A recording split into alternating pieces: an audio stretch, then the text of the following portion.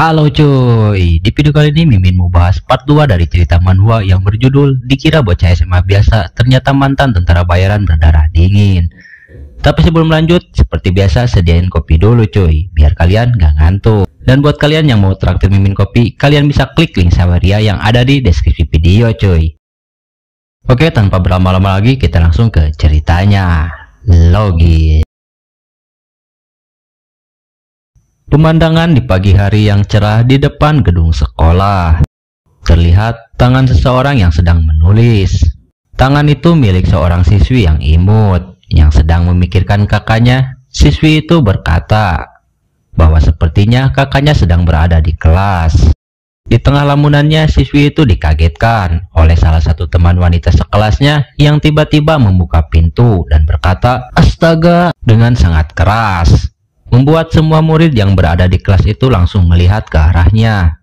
Wanita itu dengan sangat antusias kegirangan dan berkata bahwa dia melihat seorang murid pria yang ganteng banget di ruangan guru. Menurutnya, pria itu adalah murid pindahan. Siswi imut yang tadi sedang memikirkan kakaknya.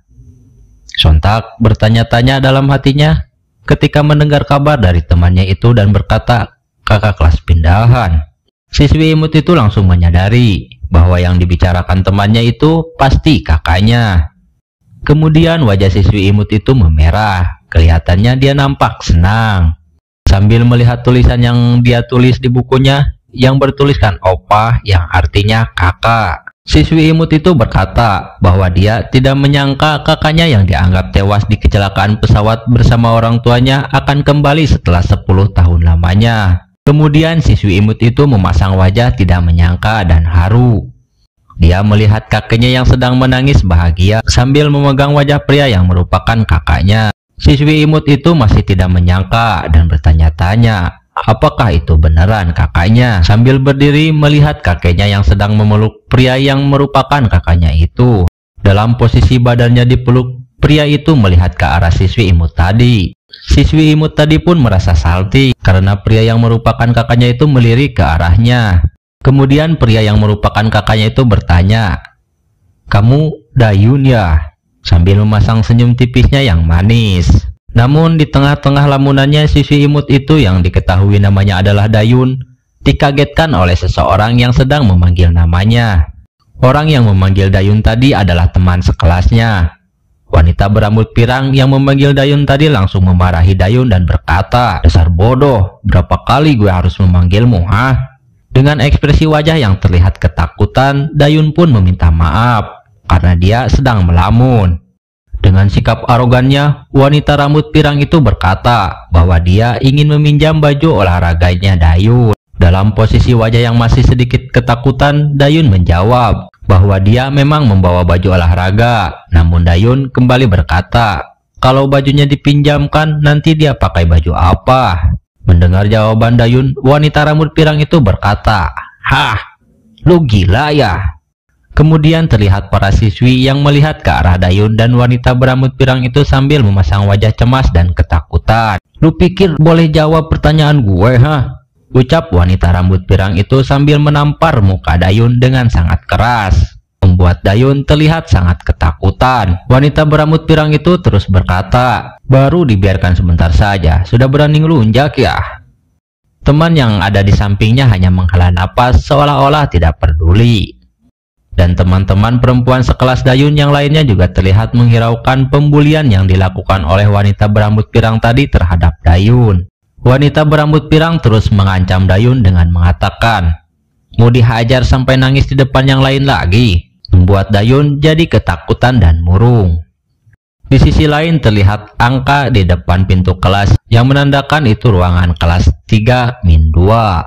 Di dalam kelas itu seorang guru sedang memberitahukan latar belakang Yu Ijin, dan karena Yu Ijin murid baru, guru itu menyuruh semua siswa untuk membantu Yu Ijin menyesuaikan diri. Para siswi yang melihat Yu Ijin pun terpesona dengan ketampanan Yu Ijin. Kemudian guru itu menyuruh Yu Ijin untuk duduk di kursi kosong yang ada di belakang, dan Yu Ijin pun mengiyakannya. Kemudian Yu Ijin mulai melangkahkan kakinya. Namun di tengah-tengah langkahnya menuju kursi yang di belakang, Yu Ijin nampak terdiam melihat seorang pria berambut merah yang terus-menerus melihat ke arahnya. Pria berambut merah nampak kesal terhadap Yu Ijin dan berkata dalam hatinya, "Kenapa semuanya jadi antusias cuma gara-gara orang ini?" Menurutnya Yu Ijin terlihat seperti orang bodoh. Namun tiba-tiba pria yang berambut pirang menyapa pria berambut merah yang diketahui namanya adalah Lee Jae-hyung. Lee Jae-hyung pun melirik ke belakang dan menyadari kode yang diberikan pria berambut pirang tadi. Kemudian Lee Jae-hyung dengan senyum jahatnya memperhatikan langkah kaki Yu Ijin yang terlihat sangat santai dan berencana membuat pelajaran terhadap Yu Ijin. Kemudian terlihatlah Lee Jae-hyung yang memalangkan kakinya untuk membuat Yu Ijin terjatuh. Namun tiba-tiba langkah kaki Yu Ijin terhenti, seolah-olah menyadari perbuatan yang dilakukan oleh Lee Jae-hyung itu. Melihat hal itu, Lee Jae-hyung pun terkejut dan bertanya-tanya, karena Yu Ijin menyadari perbuatannya itu. Lee Jae-hyung pun merasa sangat kesal, karena menurutnya timingnya itu sudah pas. Sambil melihat ke arah Yu Ijin, dia pun berkata, "Apaan, hah?" Kemudian Yu Ijin melihat tajam ke arah Lee Jae-hyung. Lee Jae-hyung yang melihat itu bergumam dalam hatinya, "Si brengsek ini, pikir dia siapa sampai melotot begitu?" Dan berkata, "Apa lu, sialan, lihat-lihat." Yu Ijin pun nampak parah dengan tatapan matanya yang tajam seakan-akan ingin menghajar si Lee Jae-hyung. Namun Yu Ijin teringat perkataan Letnan Kam Ham Chan sebelum dia pergi ke Korea. Letnan Kam Ham Chan berkata bahwa Yu Ijin harus menghindari perkelahian apapun situasinya. Sambil menghembuskan napas, Yu Ijin berkata bahwa kalau itu aku sudah tahu. "Benarkah?" ucap Letnan Kam Ham Chan yang meragukan perkataan Yu Ijin. Kemudian Yu Ijin berkata, kenapa dia harus memicu perkelahian saat dia tidak punya data seputar tempat itu. Kam Ham Chan yang mendengarnya hanya terdiam sambil memasang ekspresi wajah yang konyol. Dan Yu Ijin juga berkata bahwa dia tidak berniat untuk bertindak gegabah dan terbunuh seperti amatir. Kam Ham Chan pun kembali dibuat terdiam dan membisu mendengar perkataan Yu Ijin barusan. Kemudian dengan wajah serius Yu Ijin berkata bahwa dia adalah seorang profesional yang sudah tinggal di medan perang selama 10 tahun. Namun Yu Ijin nampak kebingungan melihat Kam Ham Chan mengangkat tangannya. "Cukup, bukan itu yang kumaksud," ucap Kam Ham Chan sambil mencoba menghentikan perkataan Yu Ijin. Kemudian berkata, "Aku melarangmu berkelahi karena khawatir dengan lawanmu." Cerita pun kembali ke masa kini. Kemudian Lee Jae-hyung yang bertanya dengan nada mengancam kepada Yu Ijin yang terus berdiri di hadapannya dengan berkata, "Gue tanya, lihat apa lu? Cari mati ya?" Namun alih-alih menjawab, Yu Ijin hanya diam dan terus melihat ke arah Lee Jae-hyung. Kemudian seorang guru perempuan bertanya kepada Yu Ijin, "Kenapa kamu masih berdiri di situ?" "Ah, maaf Bu," ucap Yu Ijin sambil memasang senyuman tipisnya. Kemudian Yu Ijin pun kembali melanjutkan langkahnya menuju kursinya melewati Lee Jae-hyung. "Gitu aja takut, cupu ternyata," ucap Lee Jae-hyung dengan penuh rasa percaya dirinya. Namun Yu Ijin tidak menghiraukan perkataan Lee Jae-hyung dan terus melanjutkan langkahnya. Di sisi lain, pria yang berambut pirang hanya terdiam santai melihat situasi yang dibuat oleh Lee Jae-hyung dan Yu Ijin tersebut. Kemudian guru perempuan itu menyuruh pria yang duduk bersebelahan dengan Yu Ijin yang diketahui namanya adalah Pak Yung Chan untuk membantu Yu Ijin. Si Yung Chan pun mengiyakannya. Kemudian bel pun berbunyi menandakan pelajaran sudah selesai. Terlihatlah Pak Yung Chan dengan ramah memperkenalkan dirinya kepada Yu Ijin. Kemudian Yung Chan bertanya dengan berkata, "Namamu Yu Ijin kan?" Yu Ijin menjawab dengan membenarkan yang ditanyakan Yung Chan tersebut. Kemudian terlihat ekspresi wajah Yung Chan yang seperti waspada sambil melihat ke arah samping. Kemudian Yung Chan berbisik kepada Yu Ijin dan berkata, "Kau pasti kaget tadi. Aku lihat Lee Jae-hyung mengulurkan kakinya barusan. Dia yang mencoba menyandungmu tadi." Di kelas ini, Lee Jae-hyung dan orang yang duduk di belakangnya bernama Ju Hyuk Jin. Hati-hati dengan mereka berdua. Yu Ijin yang mendengar informasi tersebut dari Yung Chan hanya terdiam. Kemudian Yu Ijin mengucapkan terima kasih sambil tersenyum tipis. Tidak apa-apa, ucap Yung Chan sambil tersenyum. Dalam hatinya Yung Chan berpikir bahwa Yu Ijin adalah orang yang baik. Kemudian terlihat seorang guru masuk ke dalam kelas mereka. Kemudian guru itu menyuruh kepada semua siswa untuk membuka halaman 47. Dan guru tersebut mulai menulis sebuah rumus yang menandakan pelajaran hari ini adalah matematika. Kemudian Yu Ijin terlihat sedang memperhatikan keadaan di sekitarnya dengan melirik ke arah Yung Chan. Dan juga memperhatikan teman-teman sekelas lainnya. Setelah memperhatikan lingkungan di sekitarnya, Yu Ijin teringat masa-masa sulitnya ketika dia sedang berada di luar negeri. Terlihatlah Yu Ijin yang sedang berlari sambil memegang senjata di tengah-tengah derasnya hujan. Terlihat juga ekspresi Yu Ijin yang terlihat sangat kesakitan dan kelelahan. Terlihat juga di sebuah hutan yang berawa dengan suasana mencekam, Yu Ijin dan rekannya seperti sedang mengintai sesuatu. Dan terlihat juga Yu Ijin yang sedang berlatih dengan sangat keras. Kemudian juga terlihat Yu Ijin yang sedang fokus berlatih menembak. Scene pun berganti ke masa sekarang. Yu Ijin berpikir bahwa menurutnya dibandingkan dengan kehidupannya di masa lalu, kehidupannya yang sekarang terasa sangat damai. Kemudian terlihatlah suasana langit senja yang sangat indah. Terlihat juga Dayun dan teman-teman sekelasnya yang sedang berjalan keluar dari area sekolah untuk pulang ke rumahnya masing-masing. Terlihatlah Yu Ijin yang sedang berdiri di depan pintu gerbang. "Opa," ucap Dayun kepada Yu Ijin. Kemudian Yu Ijin memasang wajah manisnya dan berkata, "Ayo pulang bersama." Dayun pun dengan ekspresi senangnya mengiyakan ajakan Yu Ijin.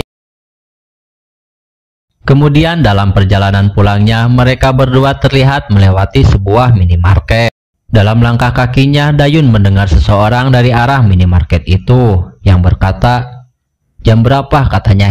"Hejin mau datang." Dayun pun terlihat sangat ketakutan mendengar perkataan seseorang itu, karena orang itu adalah teman sekelas yang selalu membulinya.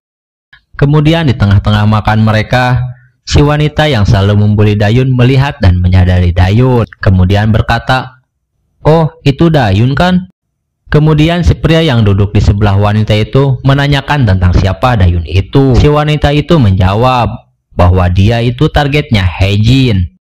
"Oh," ucap si pria itu yang sambil melirik ke arah Dayun. Kemudian si wanita itu mengolok-olok Dayun dengan berkata, "Siapa tuh? Pacar lo ya Dayun?" Kemudian Dayun dan Yu Ijin pun melihat ke arah wanita itu. Dan Dayun dengan panik berkata, "Ini bukan pacarku. Ini kakakku." Si wanita itu lantas berkata, "Kakak? Lu punya kakak?"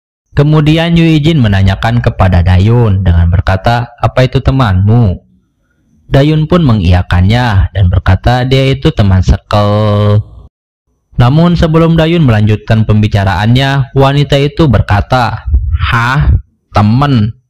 Dayun, sejak kapan kita temenan?" "Hah?" ucap Dayun bertanya-tanya sambil terlihat wajahnya yang sangat ketakutan. Kemudian terlihat Yu Ijin yang sedang memperhatikan mereka. Salah satu pria yang berambut keribo mempertanyakan kenapa Yu Ijin melihat-lihat ke arah dirinya. "Woi, apa lu lihat-lihat?